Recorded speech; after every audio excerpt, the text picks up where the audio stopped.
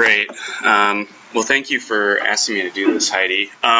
So this is something that is not therapeutic drug monitoring. Is not something we do with every patient, and probably it's something we do with only a minority of patients. But it can be pretty important, and because we don't do it that often, it is often a bit confusing, and so we thought it would be a good time to kind of talk a little bit about the reasons why we might do it and what the process looks like a little bit. And if we don't get through all the slides, because I'm going to keep an eye on the time, that's okay. Some of it's a little bit for reference. And I'll speed through the data parts a little bit quickly, but definitely stop me if there's any questions along the way.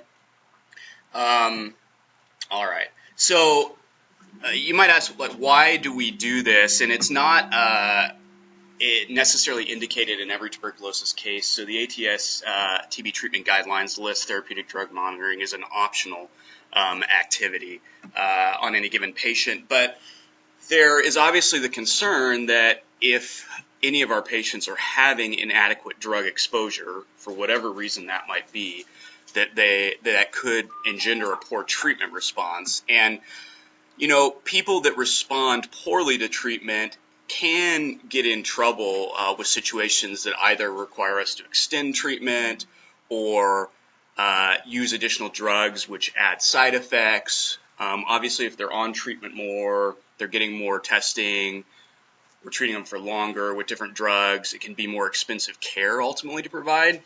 And there is a fair amount of signals in the literature, although somewhat imperfect literature for sure, that you can have less effective treatment and higher failure rates with people who are having poor response due to inadequate drugs. So I think the kind of important point in this is that, and I'm going to focus on these three drugs because we kind of understand this the best for these three and they're backbone drugs for us, is that drug activity for most of the TB drugs is thought to be primarily concentration dependent. So what that means clinically is if you don't have enough drug in the patient's blood at any given time, the drug may not be working very well or may not be working at all.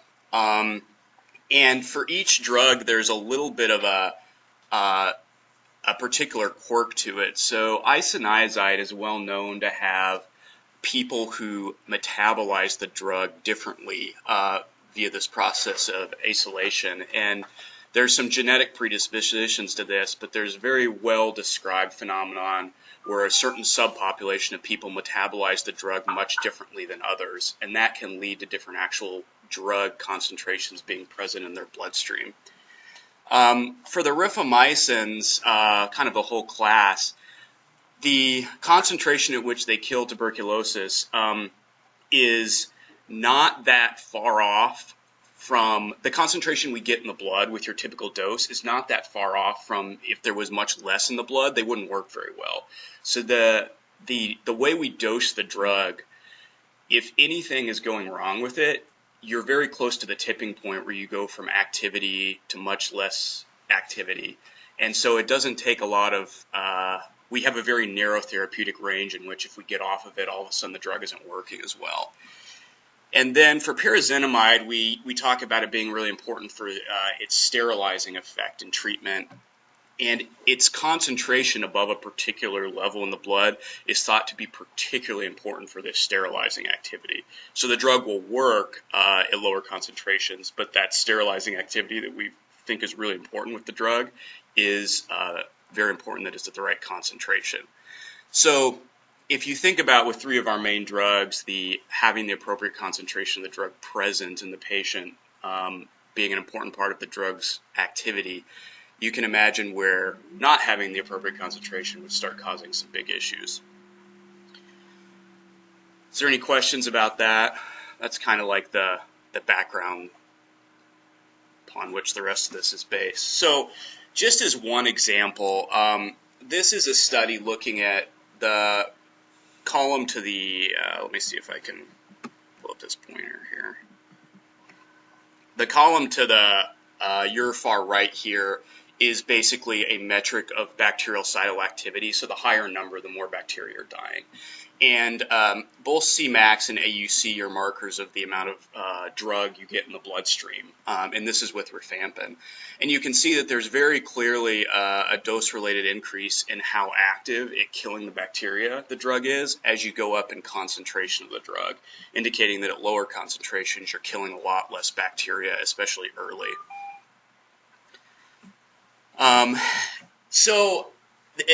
Because of that, the idea behind therapeutic drug monitoring is that the people who have done some of the research work into this have kind of established, and we'll look at them in a couple of minutes, some what we think are appropriate levels of the drug to have in the bloodstream to achieve the killing activity we want.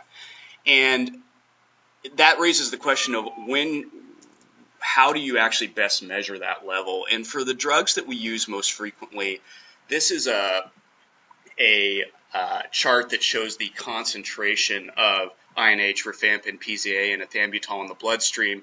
And you can see that the peak of all of these drugs, and the peak is what we care about the most, seems to, in general, cluster around 2 hours after a dose is taken, with the time being on the x-axis here. And so you can see that it shifted a little bit later with rifampin, more like 2.5 to maybe 3 hours. Same thing with ethambutol, and maybe a little earlier, like 1.5-ish hours, probably being the most accurate peak for INH. But if you're talking about practically measuring these drugs, it kind of looks like that if you were going to draw one blood sample at a given moment in time to be the most accurate representation of your peak level, which is what we care about, that about 2 hours after the dose is administered is the right time to do that.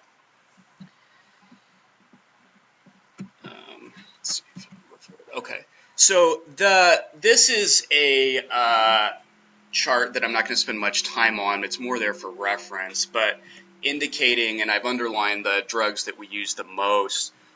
What has been generally agreed upon is the optimal kind of levels we're looking at for these drugs. And this is a review article by Chuck Peliquin, who for 20-some years ran the lab at National Jewish and is probably the most published person in the therapeutic drug monitoring literature. He's now out at the University of Florida, but he's someone that I will occasionally email if I have questions about this process, because he probably is at least the national expert in this. And I just underlined what are kind of the goal levels for INH, rifampin, PZA, and ethambutol. But there is levels that have been kind of agreed upon for a lot of the other second and third line drugs as well. I think an important point to note that as you get into the drugs that we use less often, the literature behind how important it is to get that exact level becomes more and more scant. So this obviously wouldn't matter at all if it wasn't that possible to get low drug levels. But the reason this comes up is it's actually much more common than you might guess based on how infrequently we actually check. And I think an important point to make right here is that the numbers I'm going to show you are kind of scary. And you might be like, holy cow, what the heck are we doing with TB treatment most of the time?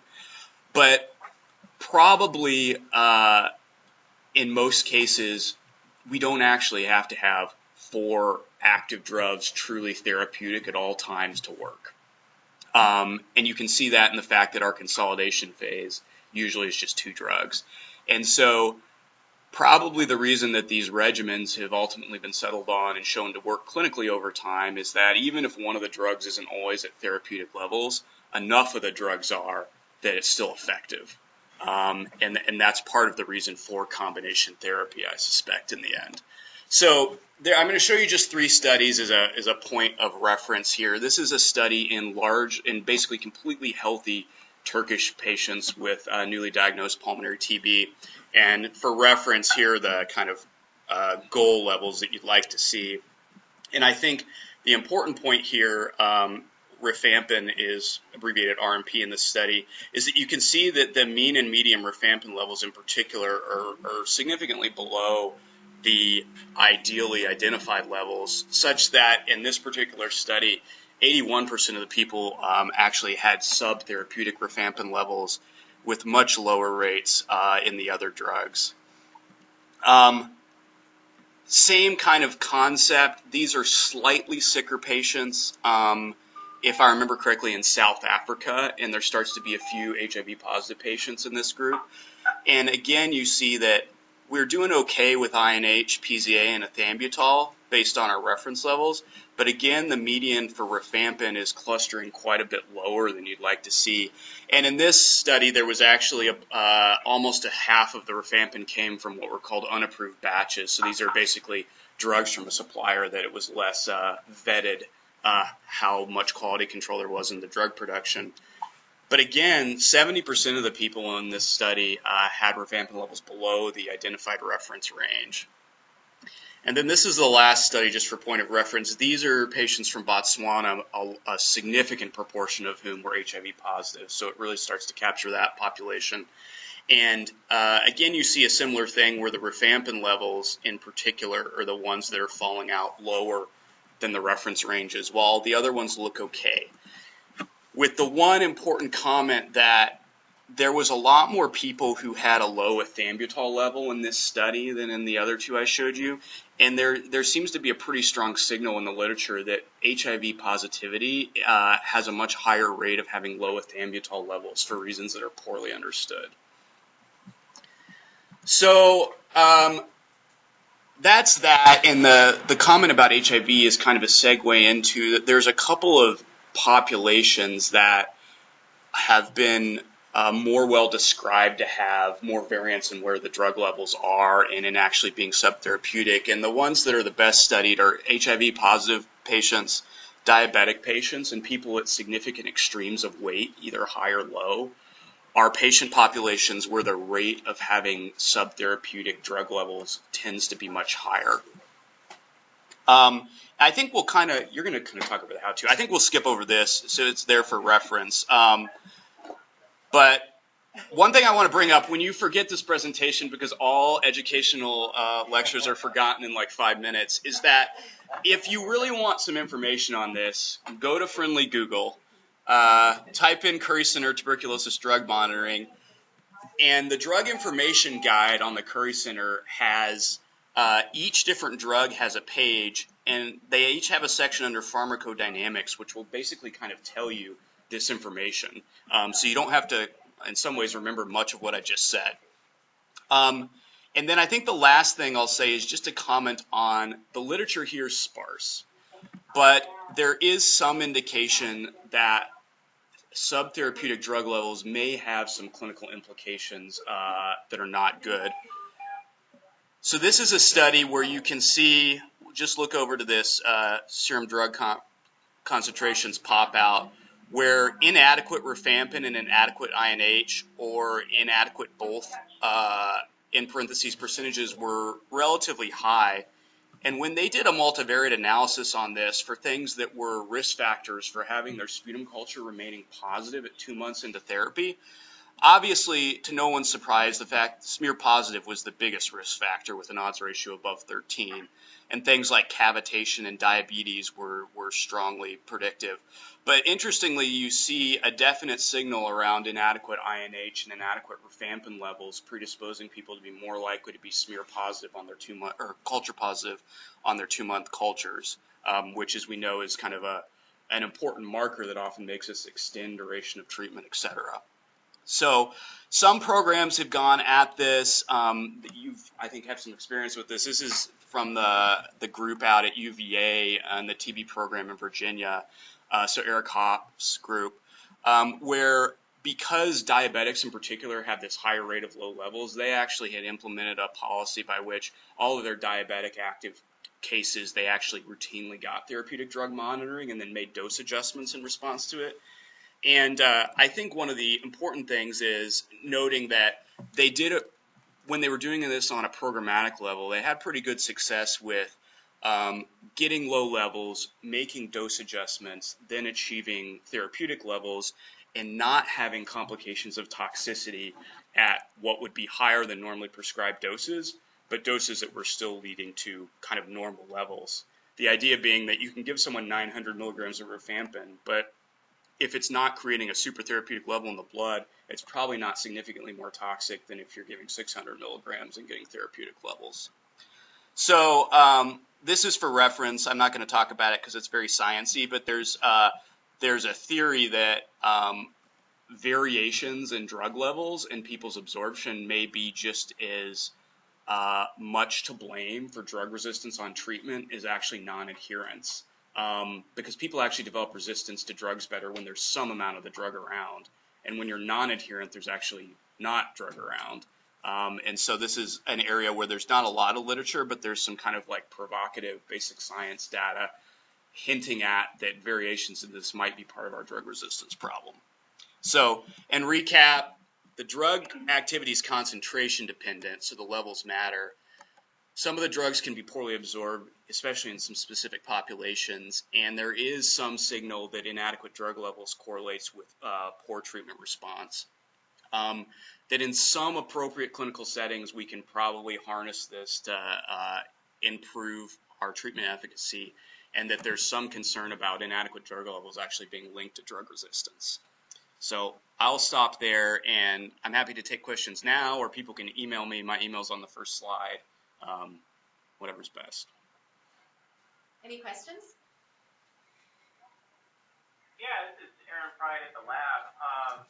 Great talk. Actually, it seems unfair that patients that are with comorbidities that put them at higher risk for TB are also at higher risk for poor bioavailability of the drug. Like, do they have ideas on mechanism for some of these? I know that you had talked about the HIV study and that's poorly understood, but like diabetics is really surprising. I mean, weight dependence you can see if a person weighs more, it's kind of harder to get the drug around their body. But like, do they have any ideas on why this is happening? Yeah, so in diabetics, there's a lot of hypotheses around that a lot of folks with diabetes have impaired gastric transit or gastric metabolism of some drugs, and that might be part of the problem. I suspect in HIV there's some things related to severe malnutrition and protein deficiencies and concomitant other OIs that may involve the GI tract that play a role, especially in some of these endemic settings like South Africa or Botswana. But I think it's mostly hypotheses that make some physiologic sense, but that we don't know for sure. And yeah, it's true. Life is kind of unfair. So I have a question.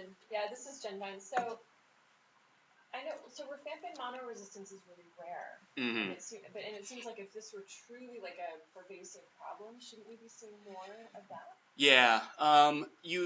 So part of what I wonder about the fact that we see less rifampin monoresistance and more INH monoresistance is usually when you're using the drugs, you're using them both together.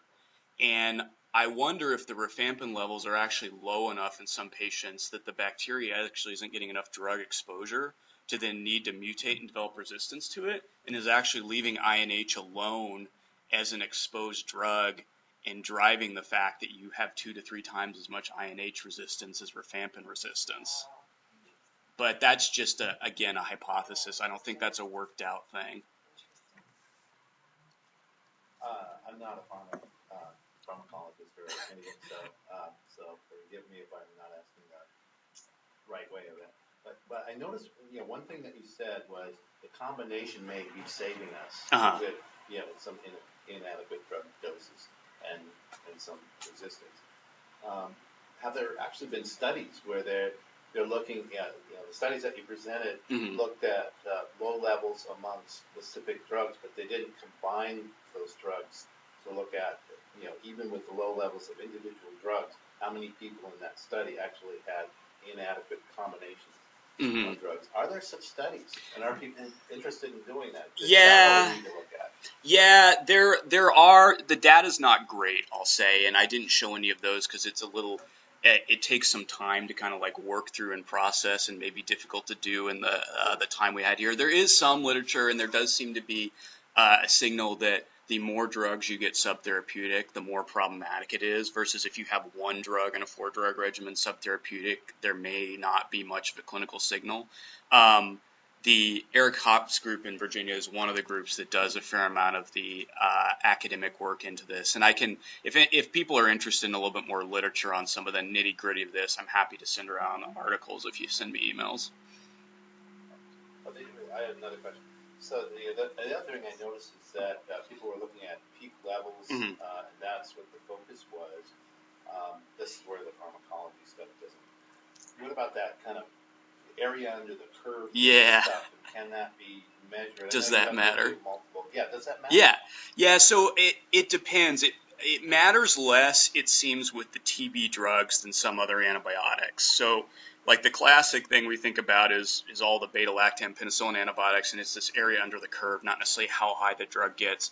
But the TB drugs do seem to be a little bit more concentration dependent, and so then it matters a little bit less how long they're above a certain concentration and more that they actually get to that certain concentration at some point. For people who know pharmacology, what I said is like kind of wrong, because it's probably a hybrid between the concentration and the area over the curve that is really the true story. But those things are hard to estimate, and you start having to draw multiple blood samples. And so the people that know about this have decided that, a one level in time that hits the right value is probably the most effective way to do this clinically. Yeah. So just following that thread, this is Jen Vines again. I think you said this, I'm just checking my understanding. Yeah. Because each drug is different, if you wanted total reassurance, you'd have to check levels on all of them, right? So there's no one indicator. You can't just check rifampin. If that's okay, you can say, oh, okay, the others must be okay too. Yeah. So what Jen said is that, like, can you check just one drug and know that they're all okay? And no, you can't. Both because there's, as you saw from those numbers, it's quite variable. Rifampin being the worst, and so you might ask yourself, well, could we just check rifampin? And if it's okay, is everything else okay? And I emailed Chuck Peliquin about that a few months ago in the context actually of one of our patients we were having trouble with. And he said that it's very poorly understood the pathways that are affecting each individual drug, and then in his mind it's actually very idiosyncratic why a person could say be completely therapeutic on PZA, and the patient I emailed him about basically had an undetectable rifampin level, and like, how does that make sense? Because clearly some of their gut's working, but then it seems to be not working at all for another drug. And so there's enough variability that I don't think you can make the assumption. If you were going to check one drug, I would definitely check rifampin, because it clearly, again and again, is the one that's most often subtherapeutic in these studies, and is also obviously one of the most important ones.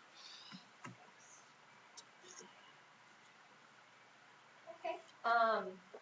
So Lisa is up next.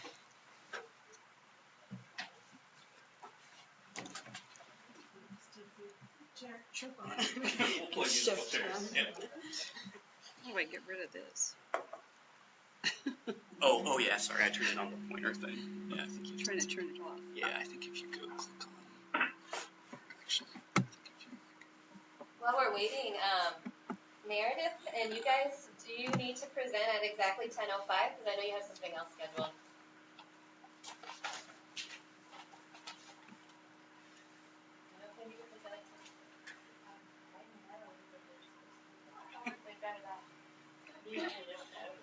Oh, I'm just checking because we're running a little behind schedule. So.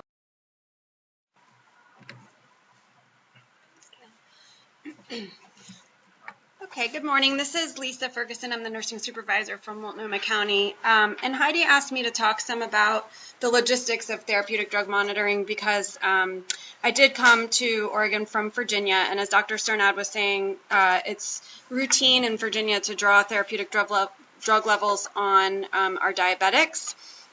So we were part of a study done there that he was referencing, and then it's part of regular practice. And so this state program in Virginia has been really helpful as we've been trying to get going here on helping us figure out some of these logistics and the details. So I will go over some of those.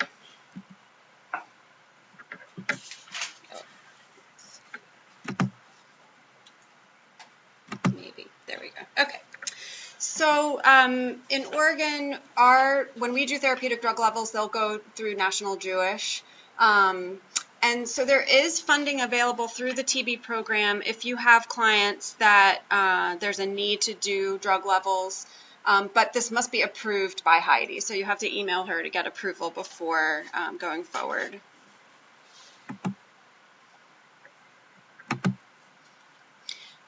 So there are some options, different options for us.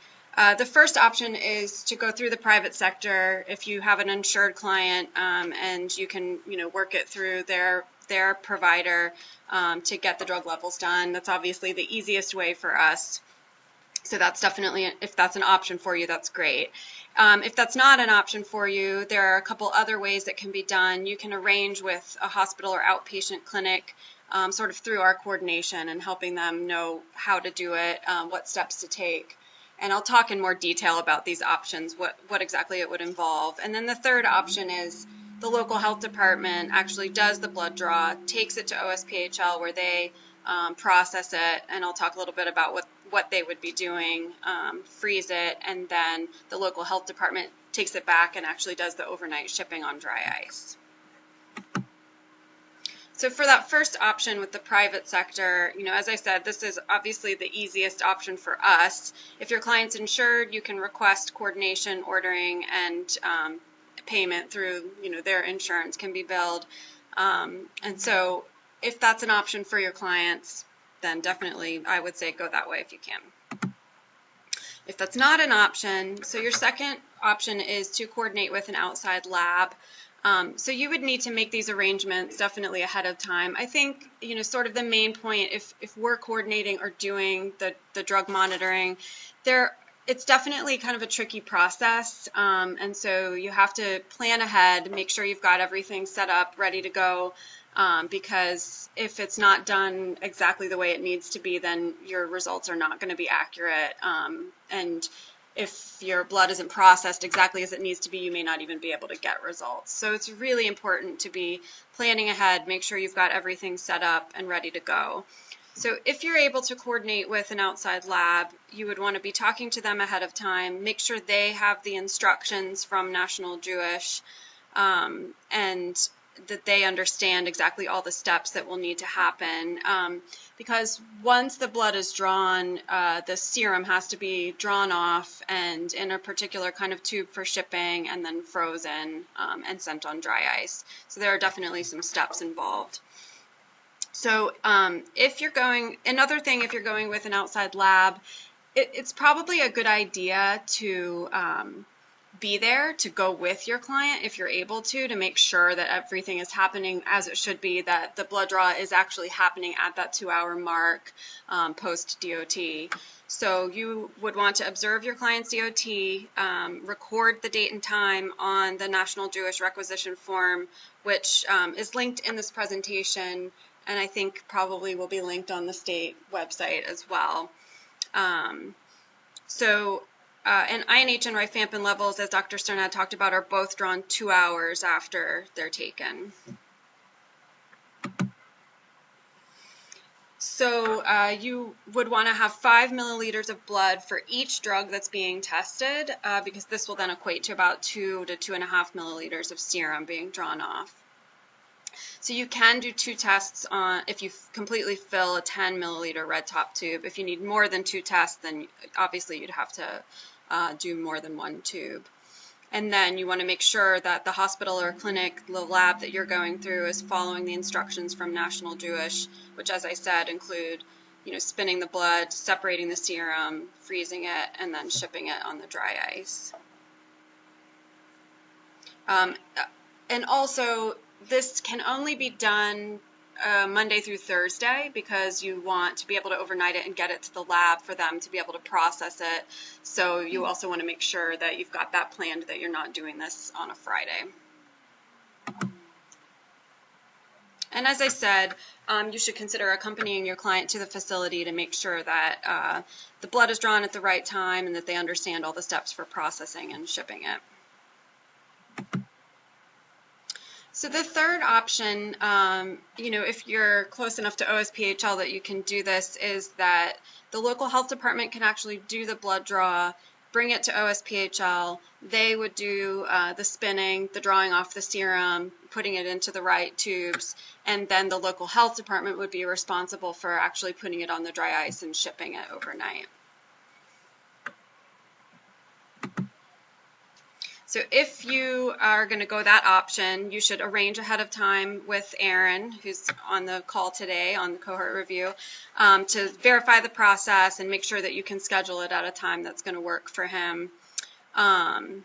You would complete the requisition form for National Jewish, give your client their medication dose by DOT, and you know, you can work this out with the client with giving them their DOT and then doing the blood draw 2 hours later. Either, you know, you go to their house and do that and go back in 2 hours, or bring them to the clinic, whatever works best for you and for your client. But you would need to do that DOT dose and then 2 hours later do your blood draw.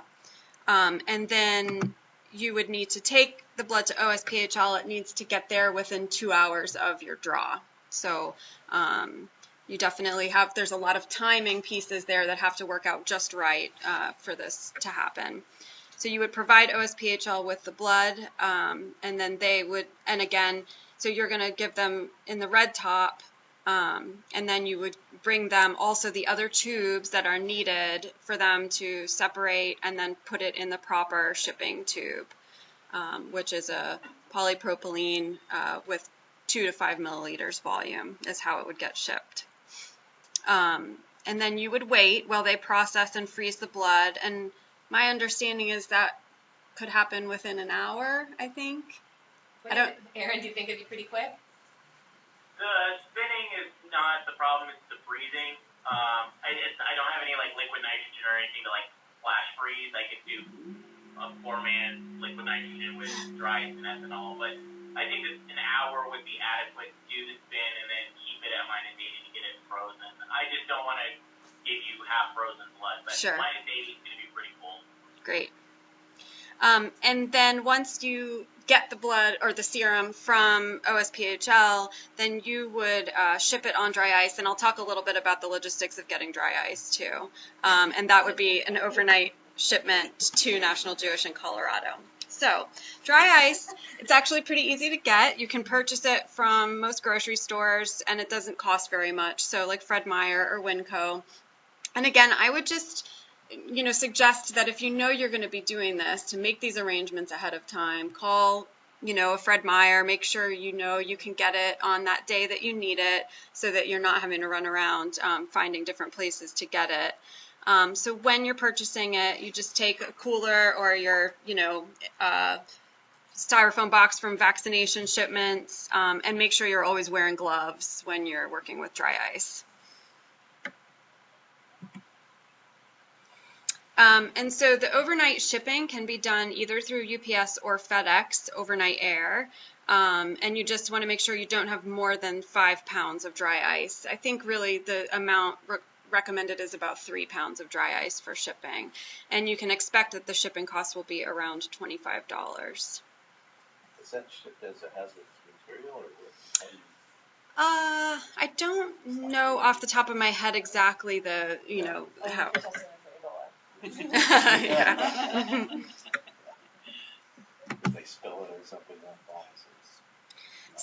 So just to kind of recap this process and your options, you want to make sure, again, in advance, coordinate with the outside lab or OSPHL, however you're going to be doing your collection and processing.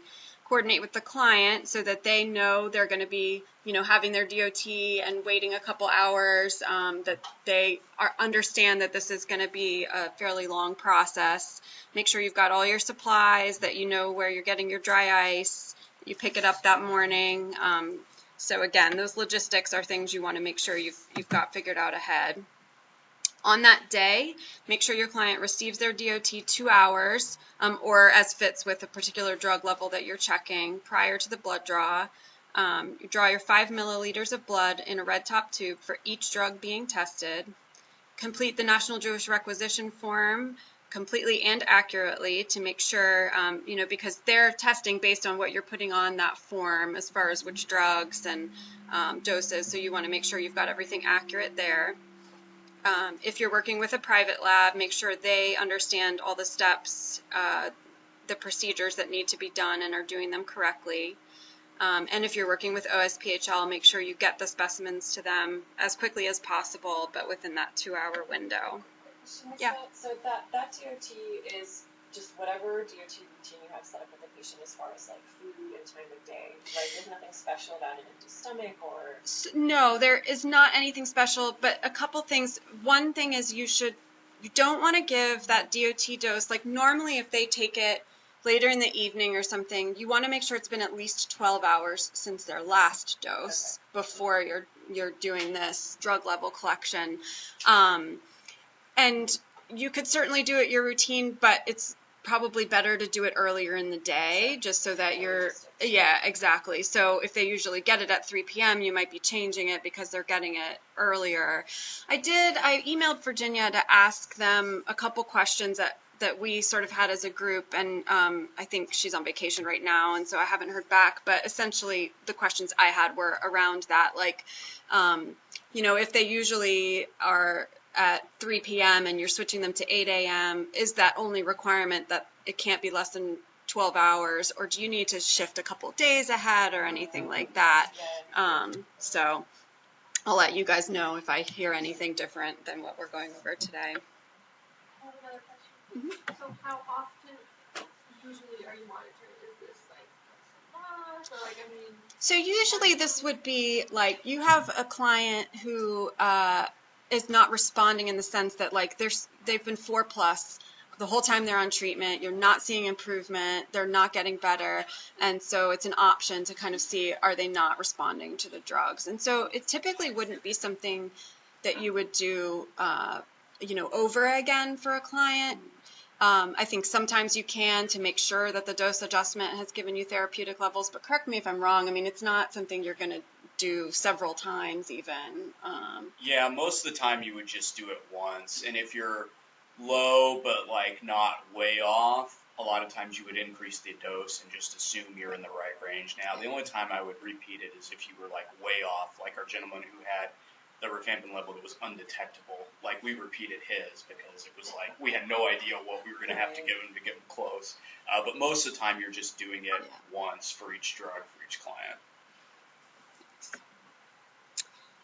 And that is all I have. Are there other questions about the process? Jim Godina here for people on the call. The question is, in the experience of people on this call, are there some private labs that are kind of with the program, know how to do this, and others that need a lot of help with the health department, working with the health department? I can't speak as much to here because it's not something we've done routinely here, but I would imagine yes. I think, somewhere like OHSU might be more likely to have done it before, and, there are probably some labs who haven't and are really going to need some instruction on what to do. So I can't speak from experience, but that's my guess. This is Meredith from Multnomah County. I just did it this week with a client, and I did it through the private sector. He had insurance, but they sent it out to National Geos too, so they were just referencing the same information that we would. So I called them and asked them specifics, and then they looked it up and were like, oh, you do it 2 hours, and we have to do this and this, so make sure he comes before this time. And so it worked. So this is Jen Vines. I'm just trying to reconcile, like, it sounds like this is a problem more often than we realize. On the other hand, I don't think anyone here is suggesting that we do it routinely. So it's a pretty high threshold then for doing this. Do I have that right as far as complicated patient not getting better? Yeah. What haven't we tried? Okay, should we get a therapeutic drug? Yeah, like I think the client that Meredith had is a really good example of somebody that this is useful for, that, he's prolonged smear positive, not responding, and we know he's a diabetic, so that's to me a pretty good indicator of somebody that you would want to do something like this with. Is there some guesstimate about cost? There are costs for the lab, but there are a bunch of costs for all the people working on this. Does anybody have a clue? So the state can pay for it. So, if the patient doesn't have insurance, or even if they have a big copay, you can bill it to our program. I think that they said it wasn't too bad. I think it's like 150 a test, 180 a test, something like that. Plus all the labor.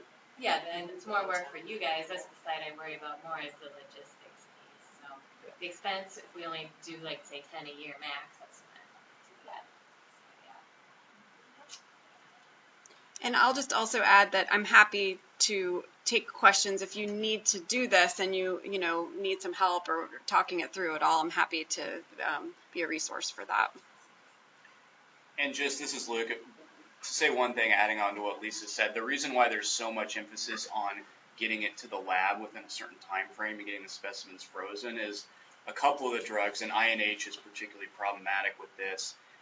If it sits at room temperature in the blood for a long time before being frozen, the drug will actually deteriorate, and so the level that National Jewish will ultimately measure is not the level that was in the blood at the time the blood draw happened. So that's the reason there's this kind of tight time frame around that. Thanks.